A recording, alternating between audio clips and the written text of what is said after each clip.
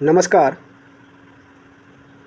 Revision series के अंतर्गत आज हम विश्व भूगोल के बारे में चर्चा करेंगे, जो कि 69th बीपीएससी के संदर्भ में बहुत ही सहायक साबित हो सकता है। तो चलिए इसकी शुरुआत करते हैं। तो पहला टॉपिक है इसमें पृथ्वी की आंतरिक संरचना, अर्थात पृथ्वी कैसे बना है और इसमें किस किस मटेरियल का प्रयोग हुआ है, कौन सा मटेरियल किस जगह पर स्थित है, इन सभी के बारे में विस्तार से चर्चा करेंगे। तो पृथ्वी को मुख्यतः 3 भागों में बांटा गया है।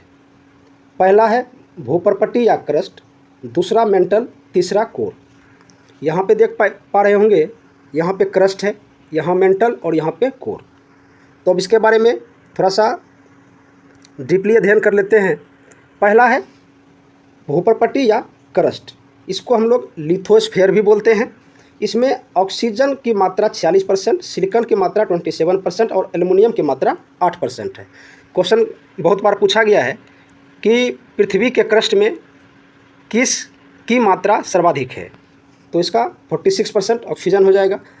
या कभी कभी ऑक्सीजन ऑप्शन में नहीं रहता है, सिलिकॉन दे देता है, एल्युमिनियम दे देता है, तो इस परिस्थिति में सिलिकॉन आंसर हो जाएगा। इसकी मोटाई 33 किलोमीटर है। ये क्रस्ट और मेंटल के बीच का जो एरिया है, इसकी मोटाई कितनी है? 33 किलोमीटर है। यह बेसाल्ट चट्टानों से निर्मित होता है और यह पृथ्वी के सबसे ऊपरी क्षेत्र में पाया जाता है। यह जो पृथ्वी का सबसे ऊपरी क्षेत्र है, यहाँ पे इसकी ये पाई जाती है। इसका निर्माण सिलिका और एल्युमिनियम से हुआ है, जिसे हम लोग सियाल कहते हैं, ऊपरी सियाल। ये सिलिका और एल्युमिनियम से बना हुआ है। अगला मोहविसिक डिसकंटिन्यूटी, मोह लाइन द्वारा क्रस्ट से मेंटल अलग होता है। यहाँ पे क्रस्ट और मेंटल, इसको अलग करने वाली रेखा है मोहविक या मोह। अगला है ऊपरी एवं निचली क्रस्ट कॉन्डार्ड द्वारा अलग हुआ है। ये ऊपरी और निचली क्रस्ट जो है, ये कॉन्डार्ड द्वारा अलग होता है। अगला है आपका मेंटल। ये मेंटल का पार्ट रहा। इसकी मोटाई लगभग 2900 किलोमीटर है। यहाँ क्रस्ट से लेकर के मेंटल के बीच इसकी मोटाई 2900 किलोमीटर है और इसमें मुख्यतः सीमा पाया जाता है, जिसको हम सिलिका और मैग्नीशियम कहते हैं। इसके ऊपरी भाग को दुर्बल मंडल, एथनोस्फीयर कहते हैं, जो 400 किलोमीटर तक है। ये इसका जो ऊपरी पार्ट है, इसको हम लोग दुर्बल मंडल कहते हैं, जिसकी मोटाई 400 किलोमीटर है। निचला मेंटल ठोस होता है। ऊपरी मेंटल और निचली मेंटल के सीमा क्षेत्र को रेपेटी असंबद्धता कहते हैं। ऊपरी मेंटल और निचली मेंटल के बीच इसको हम रेपेटी संबद्धता कहते हैं। मेंटल और कोर के बीच सीमा क्षेत्र को गुटेनबर्ग कहा जाता है। मेंटल और कोर क्षेत्र के बीच का जो सीमा है, इसको गुटेनबर्ग कहा जाता है। अगला है आपका कोर, जिसको बेरिस्फीयर भी कहते हैं। इसका निर्माण निफे से हुआ है। निफे अर्थात निकेल एवं लोहा। इसका निर्माण निकेल और लोहा से हुआ है। ऊपरी कोर तरल अवस्था में, इसका जो ऊपरी कोर है ये तरल अवस्था में है, तथा निचला कोर ये ठोस अवस्था में होता है। ऊपरी कोर तथा निचले कोर के सीमा क्षेत्र को लेहमन असंबद्धता कहते हैं। ये ऊपरी कोर और निचली कोर के बीच का जो संबंध है, ये लेहमन संबद्धता कहलाता है। आगे बढ़ते हैं। पृथ्वी के प्रत्येक 32 मीटर नीचे जाने पर 1 डिग्री सेल्सियस तापमान बढ़ता है। जैसे ये अर्थ का लेयर है, जब इसके हम नीचे की ओर जाएंगे तो पर 32 मीटर जाने पर टेम्परेचर 1 डिग्री सेंटीग्रेड इंक्रीज करता है। अगला अब है चट्टानों का वर्गीकरण। अब चट्टान मुख्यतः 3 प्रकार के होते हैं: आग्नेय, अवसादी और रूपांतरित। अब आइए आग्नेय के बारे में पढ़ते हैं। क्रस्ट के नीचे उपस्थित तत्व एवं तरल मैग्मा के ठंडा होने से इसका निर्माण होता है। कि अर्थ के नीचे मैग्मा लिक्विड फॉर्म में पाया जाता है और जैसे ही ये मैग्मा अर्थ के ऊपरी सतह पर आती है तो यह ठंडा होने लगता है और इसे ठंडा होने के कारण ही आग्नेय चट्टान का निर्माण होता है। यह क्रिस्टलीय एवं रवेदार होते हैं। इसे प्राथमिक चट्टान भी कहा जाता है, क्योंकि यह बनने वाला पहला चट्टान है, इसलिए इसको प्राथमिक चट्टान कहते हैं। इनमें कोई परतें नहीं पाई जाती है और इसमें जीवाश्म का भी अभाव होता है। आग्नेय चट्टान के प्रकार। आग्नेय चट्टान 2 प्रकार के होते हैं, एक अंतर्जात आग्नेय चट्टान, एक बाह्य आग्नेय चट्टान। अब अंतर्जात आग्नेय चट्टान के कुछ एग्जांपल्स हैं: पतालिया चट्टान, जैसे एग्जाम्पल में ग्रेनाइट। मध्यवर्ती चट्टान अगर एग्जाम्पल देखा जाए तो डोलोमाइट और मैग्नेटाइट। मध्यवर्ती चट्टान के प्रकार हैं लेकोलिथ, फेकोलिथ, लोपोलिथ, बेथोलिथ, सील और डायक। अब बाह्य चट्टान देख लेते हैं। इसे ज्वालामुखी चट्टान कहते हैं। बेसाल्ट इसी चट्टान का उदाहरण है। इसके क्षरण से काली मिट्टी या रेगुर मिट्टी का निर्माण होता है। अगला है आपका अपसादी चट्टान। आग्नेय व रूपांतरित चट्टानों के अपर्दन से निर्माण होता है। देखिए, जब आग्नेय चट्टान का निर्माण होता है तो आग्नेय चट्टान पृथ्वी के लेयर पे पाया जाता है। तो पृथ्वी के लेयर पे उस चट्टान में जब हवा, धूप, पानी का प्रभाव पड़ता है तो वह छोटे छोटे टुकड़ों में विभाजित हो जाते हैं और हवा या पानी के माध्यम से वो एक जगह से दूसरे जगह पे विस्थापित हो जाते हैं। तो विस्थापित होने के कारण से ही अपसादी चट्टानों का निर्माण होता है और इसे परतदार चट्टान भी कहा जाता है। इसमें जीवाश्म पाए जाते हैं। अब अपसादी चट्टान है, ये अकार्बनिक भी हो सकता है, कार्बनिक भी हो सकता है और रासायनिक क्रिया से निर्मित हो सकता है। अब अकार्बनिक कौन कौन से हैं? बालुका पत्थर, चूना पत्थर, चिकनी मिट्टी। कार्बनिक में खड़िया, जिप्सम, डोलोमाइट, कोयला। और रासायनिक क्रिया से निर्मित है सेंधा नमक, लोहा, स्टेक्लेटाइट और स्टेलेग्माइट। अब रूपांतरित चट्टान। तापमान एवं दबाव के कारण आग्नेय तथा अपसादी चट्टानों के स्वरूप में परिवर्तन हो जाता है। ये सर्वाधिक कठोर चट्टान होते हैं। इसमें हीरा, अभ्रक, संगमरमर, क्वार्टजाइट पाए जाते हैं। आग्नेय चट्टान के रूपांतरण से बनी सेलें। इधर आग्नेय चट्टान है और आग्नेय चट्टान से जो बनने वाली रूपांतरित सेल है उसका नाम इधर दिया है। ग्रेनाइट से नीस बनता है, बेसाल्ट से एम्फिबोलाइट बनता है, बेसाल्ट से सिस्ट भी बनता है। अपसादी से रूपांतरित चट्टान है।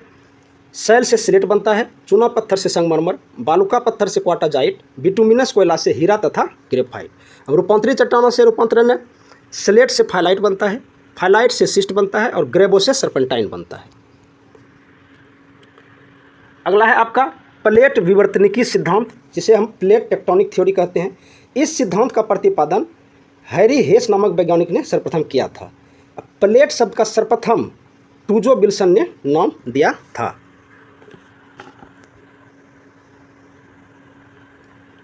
अब प्रमुख प्लेटें हैं जैसे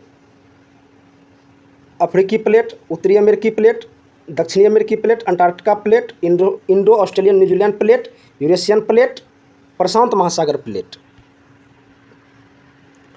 अब लघु प्लेटें हैं जो छोटे प्रकार के हैं।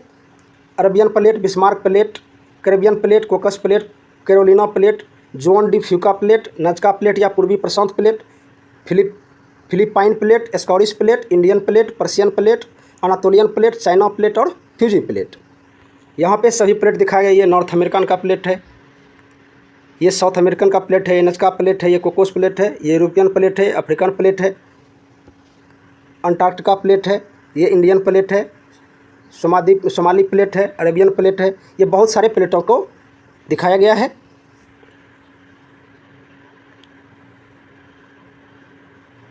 अब प्लेट सीमाएं अथवा किनारे। रचनात्मक किनारा या अपसारी प्लेट, विनाशात्मक किनारा या अभिसारी प्लेट, संरक्षी किनारा। अब आते हैं इसमें हम रचनात्मक किनारा या अपसारी प्लेट को देखते हैं। जब दो प्लेटें एक दूसरे की विपरीत दिशा में गतिशील होती है तो उसे रचनात्मक किनारा कहते हैं। देखिए, एक प्लेट ये है और एक प्लेट ये है, ये दोनों एक दूसरे के विपरीत दिशा में जा रही है। इसे हम लोग रचनात्मक किनारा या अपसारी प्लेट कहते हैं। इसके मध्य में भ्रंश दरार पड़ जाता है। भ्रंश दरार, इसके बीच में बहुत गहरी खाई हो जाती है जिसे भ्रंश कहा जाता है। अब है विनाशात्मक किनारा या अभिसारी प्लेट। अब इसमें क्या होगा, दो प्लेटें एक दूसरे की ओर आएगी। आप देख पा रहे होंगे कि ये एक प्लेट है और ये एक प्लेट है, दोनों एक दूसरे के नज़दीक आ रही है और नज़दीक आने के क्रम में जब दोनों नज़दीक आती है तो एक प्लेट दूसरे प्लेट के ऊपर चढ़ जाती है। जैसे यहाँ दिख रहा होगा कि एक प्लेट नीचे की ओर चली गई और ये प्लेट इसके ऊपर आ रहा है। तो इसमें दो प्लेट किनारे एक दूसरे की ओर गति करते हुए टकराती है। जब अधिक घनत्व की प्लेट कम घनत्व की प्लेट के नीचे धस जाती है तो इस क्षेत्र को बेनी ऑफ जोन कहते हैं। इससे मुर्दार पर्वत का निर्माण होता है, जैसे रॉकी, एंडीज, हिमालय। ज्वालामुखी की घटनाएं होती है। अगला है आपका संरक्षी किनारा। जब दो प्लेट एक दूसरे के समानांतर खिसकती है तो उसे संरक्षी किनारा कहते हैं। दो प्लेटें हैं वो एक दूसरे के समानांतर जा रही है, वो कभी आपस में टकराती नहीं है, तो इसे कहा जाता है संरक्षी किनारा। यहाँ रूपांतरण भ्रंश का निर्माण होता है। उदाहरण कैलिफोर्निया सैन एंड्रियास फॉल्ट। अब प्लेटों के गति के कारण, प्लेट जब गति करती है तो क्या क्या घटनाएं घटती है, तो प्लेट के गति के कारण से ही पृथ्वी का घूर्णन होता है। केंद्रापसारी बल जिसको सेंट्रीफ्यूगल फोर्स कहते हैं, ये भी घटनाएं प्लेटों की गति के कारण होती है। हॉट स्पॉट गति, संवहन धारा, रिज पुश स्लैब पुल, ये सभी घटनाएं प्लेटों की गति के कारण होती है। महाद्वीपीय प्लेट महासागरीय प्लेट से हल्का होता है। सीधी सी बात है कि महाद्वीपीय प्लेट वो अर्थ का पार्ट है और महासागरीय प्लेट वो पानी का पार्ट है, तो अर्थ का पार्ट भारी है किसके कंपेयर में, महासागरीय प्लेट के कंपेयर में। अगला है आपका पर्वत। अब इसमें पर्वत श्रेणी, उसकी स्थिति और सर्वोच्च बिंदु दिया गया है। एंडीज पर्वतमाला ये दक्षिण अमेरिका में पाया जाता है और इसका सर्वोच्च चोटी है एकोंकागुआ। दूसरा है रॉकी, ये उत्तरी अमेरिका में पाया जाता है, इसका सर्वोच्च चोटी है माउंट एल्बर्ट। तीसरा है अपलेशियन, ये यूएसए और कनाडा में पाया जाता है, इसका सर्वोच्च चोटी है माउंट मिशेल। चौथा है सेरा माद्रे, ये मेक्सिको में पाया जाता है, इसका सर्वोच्च चोटी है नेवाडो डी कोलिमा। पांचवा है आपका ग्रेट डिवाइडिंग रेंज, ये ऑस्ट्रेलिया में पाया जाता है, इसका सर्वोच्च चोटी है कोइस्को। छठा है यूराल पर्वत, ये रसिया में पाया जाता है, इसका सर्वोच्च चोटी है गौरा नैरोडनाया। सातवां है एटलस पर्वत, ये अफ्रीका में पाया जाता है, इसका सर्वोच्च चोटी है टाउबकाल। आठवां है एल्ब्रुस श्रेणी, ये ईरान में पाया जाता है, इसका सर्वोच्च चोटी है जाडमुह।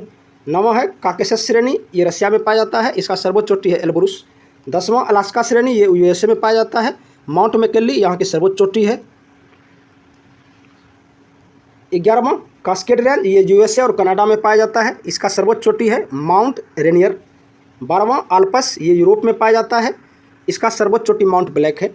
और 13वां है दक्षिणी आल्पस, ये न्यूजीलैंड में पाया जाता है, इसका सर्वोच्च चोटी माउंट कुक है।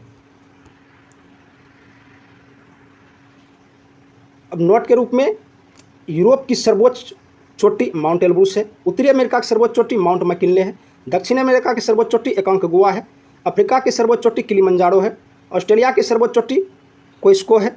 विश्व की सबसे लंबी पर्वत श्रृंखला एंडीज पर्वत है। यूराल पर्वत यूरोप और एशिया की सीमा बनाती है। अब जूरा पर्वत फ्रांस और स्विट्जरलैंड को अलग करती है। पिरेनीज पर्वत फ्रांस और स्पेन को अलग करती है। वाफजेज पर्वत फ्रांस और जर्मनी को अलग करती है। ब्लैक फॉरेस्ट जर्मनी में स्थित है और हॉर्ज पर्वत जर्मनी में स्थित है। यहाँ पर आप देख पा रहे होंगे मैप के थ्रू कहाँ कौन सा पर्वत है। एल्ब्रुस पर्वत है, मैकेंजी है, अलास्का है, रॉकी है, सेदा नेब्रा, Sierra Madre, Appalachian, Cordillera, Cotopaxi, Chimborazo, Andes, Brazilian, Atlas, Alps, Ural, Hindu Kush, ये सभी पर्वत हैं। अगला है विश्व के प्रमुख पठार।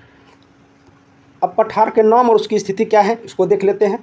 पामीर का पठार तिब्बत जिसको चीन बोला जाता है, कोलंबिया यूएसए में पड़ता है, ओजार्क यूएसए में पड़ता है, अनातोलिया तुर्की का पठार, शान का पठार म्यांमार में है, अबिसिनिया का पठार इथियोपिया में है, कोलोरेडो का पठार यूएसए में है,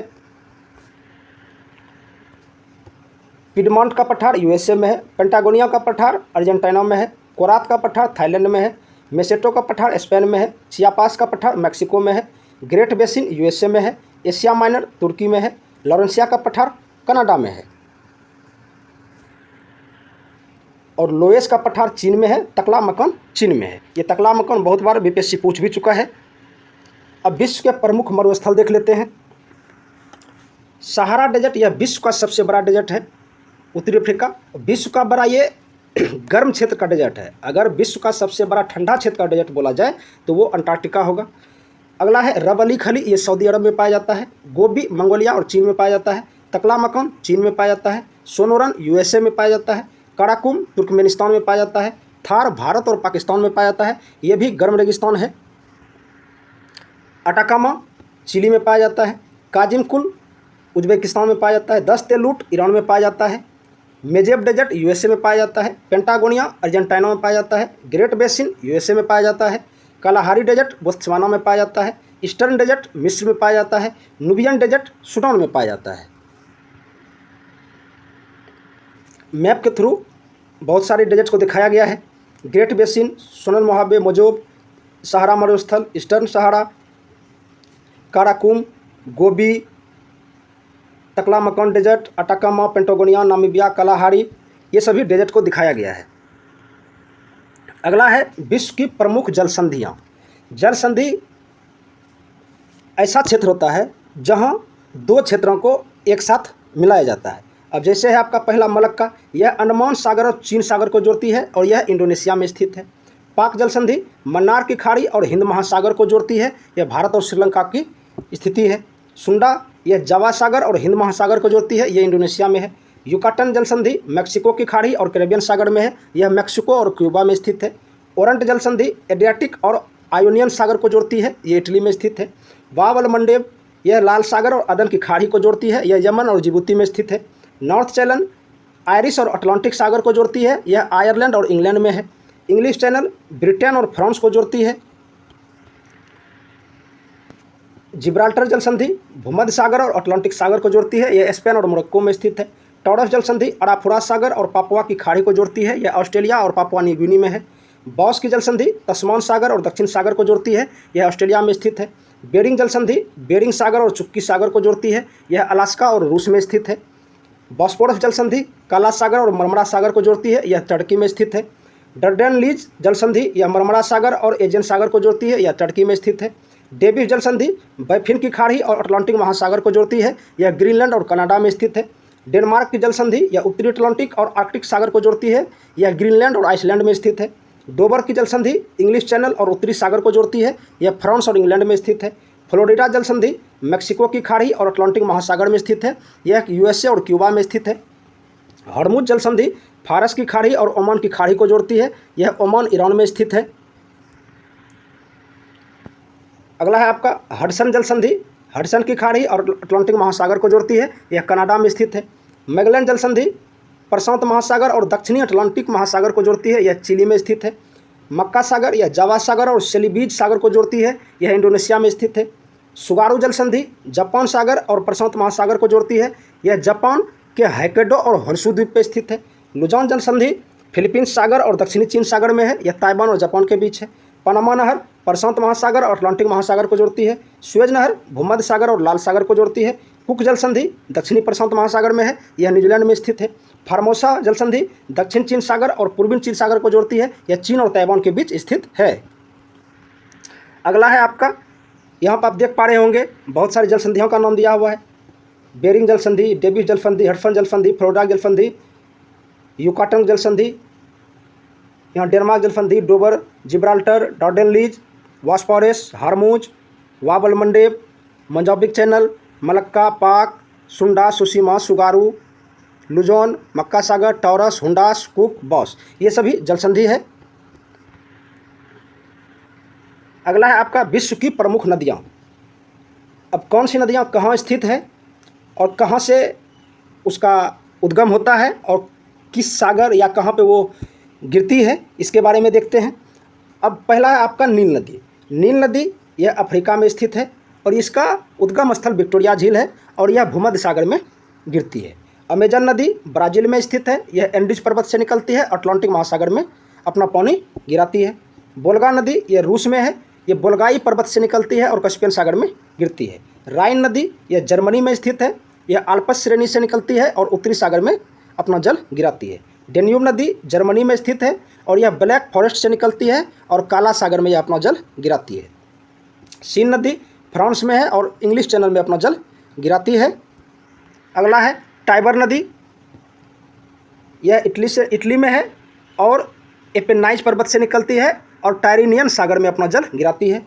पो नदी इटली में है और ये आल्प्स श्रेणी से निकलती है और एड्रियाटिक सागर में अपना जल गिराती है। यूराल नदी रूस में स्थित है, यूराल पर्वत से निकलती है और कैस्पियन सागर में अपना जल गिराती है। टिग्रिस नदी इराक में है और यह सत अल अरब से निकलती है। हुआंगहो नदी चीन में है, तिब्बत से निकलती है और बोहाई की खाड़ी में अपना जल गिराती है। यांगसी नदी चीन में स्थित है, यह तिब्बत के पठार से निकलती है और पीला सागर में अपना जल गिराती है। मेकांग नदी चीन, थाईलैंड, कंबोडिया, लाओस और वियतनाम में स्थित है, यह तिब्बत से निकलती है और दक्षिण चीन सागर में अपना जल गिराती है। इरावती नदी म्यांमार में है यह अराकान पर्वत से निकलती है और मर्तबान की खाड़ी में अपना जल गिराती है। मिसिसिपी मिसौरी नदी, यह यूएसए की नदी है। यह रेड रॉक और मोंटाना से निकलती है और मेक्सिको की खाड़ी में अपना जल गिराती है। ओब नदी रशिया में स्थित है, यह आर्कटिक महासागर में अपना जल गिराती है। नाइजर नदी पश्चिमी अफ्रीका में स्थित है और गिनी की खाड़ी में अपना जल गिराती है। लिम्पोपो नदी दक्षिण अफ्रीका में स्थित है, हिंद महासागर में अपनी जल गिराती है।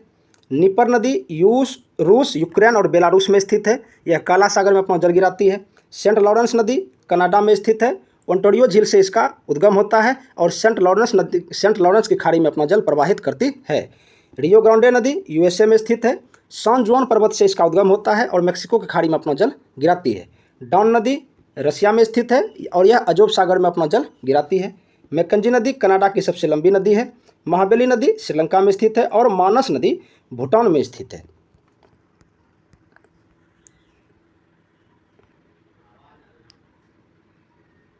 अब कुछ इंपोर्टेंट फैक्ट देख लेते हैं नदियों के बारे में। नील नदी यह विश्व की सबसे लंबी नदी है, इस पर आसवान बंद और नासिन झील स्थित है। अमेजन नदी आयतन की दृष्टि से विश्व की सबसे बड़ी एवं लंबाई में दूसरी सबसे लंबी नदी है। मिसिसिपी मिसौरी नदी विश्व का सबसे बड़ा नदी तंत्र है, यह पक्षीपाद डेल्टा बनाती है। नदी तंत्र मीन्स इसमें बहुत सारी सहायक नदियां हैं, इसलिए इसको सबसे बड़ा नदी तंत्र कहा जाता है। अगला है रियो ग्रांडे नदी, यह यूएसए व मैक्सिको की सीमा बनाती है। सेंट लॉरेंस नदी नियाग्रा जलप्रपात इसी नदी पर स्थित है। अगला है कोलोराडो नदी, यह ग्रैंड कैनियन और हुबन बंध इसी पर स्थित है। यांगसी नदी एशिया की सबसे लंबी नदी है और विश्व की तीसरी सबसे लंबी नदी है। राइन नदी यूरोप का सबसे व्यस्तम जल परिवहन मार्ग है और इसे कोयला नदी भी कहा जाता है। यूरोप का व्यस्तम बंदरगाह रोटरडम इसी नदी पर स्थित है। डेन्यूब नदी यह यूरोप की 5 राजधानियों से गुजरती है, बेलग्रेड, ब्राटिस्लावा, बुडापेस्ट, वियना, इन सभी राजधानियों से डेन्यूब नदी गुजरती है। जाम्बेजी नदी इस पर विक्टोरिया जलप्रपात स्थित है और करीबा बांध भी जाम्बेजी नदी पर ही स्थित है।